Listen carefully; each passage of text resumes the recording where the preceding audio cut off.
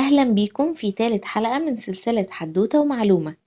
العيد فرحة يا سلام، وأجمل فرحة يا سلام، يجمع شمل قريب وبعيد. انتي بتعملي ايه؟ بغني أغنية العيد. أنا مبسوطة جدا وبفكر في كل الكحك اللذيذ اللي هناكله. كل سنة وانتي طيبة. وانتي طيبة، عيد فطر مبارك عليكي. وانتوا يا ترى بتحبوا الكحك ولا لأ؟ تعالوا بقى لما احكيلكم عن أول عيد فطر يحتفل بيه المسلمين.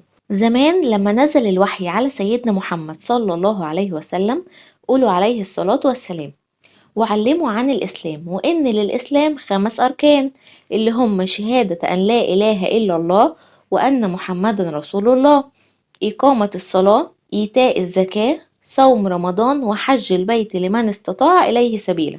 والأركان دي مهمة جدا جدا، لأن من غيرها الإنسان ما يبقاش مسلم. يعني لازم نلتزم بيهم كلهم ونعملهم زي ما ربنا قال بالظبط عشان نبقى مسلمين وندخل الجنة إن شاء الله. ومن الأركان ال5 الصيام في شهر رمضان، وبعد الصيام يجي عيد الفطر. وأول عيد فطر احتفل بيه المسلمين كان في السنة التانية هجرية، يعني بعد هجرة الرسول صلى الله عليه وسلم من مكة إلى المدينة ب2 سنين.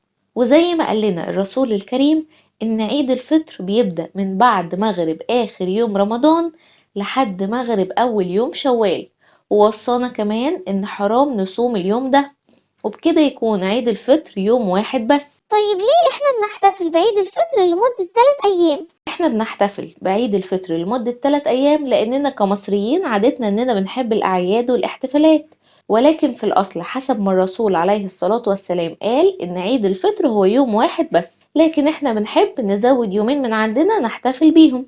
وفي كمان بعض الدول بتزود لحد 5 أيام أو حتى أسبوع، يلا خلي الشعب يهيص. إنما الكحك بقى ده قصة تانية خالص، لأن الكحك ده عادة من أيام قدماء المصريين، يعني هو في الأصل عادة فرعونية كان المصريين بيعملوه في الاحتفالات والأعياد الدينية، ومن كتر ما هو مهم عندهم نقشوه على جدران المعابد في طيبة ومنف، وكمان على جدران المقابر زي مقبرة رع ورخمي من الأسرة ال18. وحسب الطريقة اللي نقشوها على الجدران كانوا بيحطوا عسل النحل على السمنة وبعدين يحطوه على النار ويضيفوا له دقيق لحد ما يبقى عجينة سهلة تتشكل، وبعدين يرصوه على ألواح ويحطوه في الفرن. ودي كانت طريقة المصريين القدماء في إنهم يعملوا الكحك، وفضلت العادة دي مستمرة من أيام الفراعنة لحد العصر الإسلامي.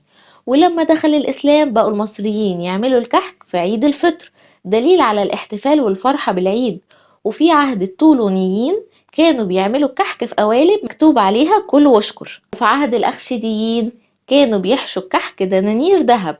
واضح ان في الفترة دي كانت الدنانير الذهب اكتر من الهم على القلب، ويقدموه للفقراء على موائد طولها 200 متر وعرضها 7 متر. لو فاكرين ان الموائد دي كبيرة تعالوا شوفوا اللي جاي. وفي العهد الفاطمي كان الخليفة بيخصص 20,000 دينار عشان يتعامل بيهم الكحك. كانت المصانع من نص شهر رجب بتقفل وتتفرغ تماما لصناعة الكحك عشان يقدر الخليفة يوزعه بعد كده على مائدة طولها 1350 متر وعليها 60 صنف من الكحك والغريبة. وبعد العهد الفاطمي في كتير من الحكام حاولوا ان هم يقضوا على عادة الكحك في مصر، ولكنهم فشلوا فشل ذريع، وفضلت عادة الكحك عند المصريين من ايام الفراعنة لحد دلوقتي.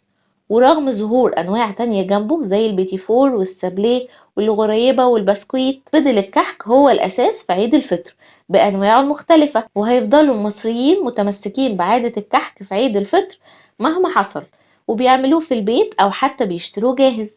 اكتبوا لنا في الكومنتات هتعملوا كحك السنة دي ولا هتشتروه، وايه اكتر نوع بتحبوه. وبكده تبقى معلومة النهاردة ان عيد الفطر في الاصل هو يوم واحد بس، وان حرام اننا نصومه، وكمان ان الكحك هو عادة من ايام الفراعنة المصريين، وفضلوا المصريين متمسكين بيها لحد دلوقتي. اتمنى تستمتعوا باكل كل انواع الكحك اللذيذة في العيد. ولو اول مرة تشوفوني انا نورهان ودي قناة بايو جيو ساينس، ما تنسوش تشتركوا في القناة وتفعلوا الجرس عشان توصلكم كل الفيديوهات الجديدة اول باول. وقولوا لكل اصحابكم وزمايلكم ان عيد الفطر هو يوم واحد بس مش 3 زي ما هما فاكرين.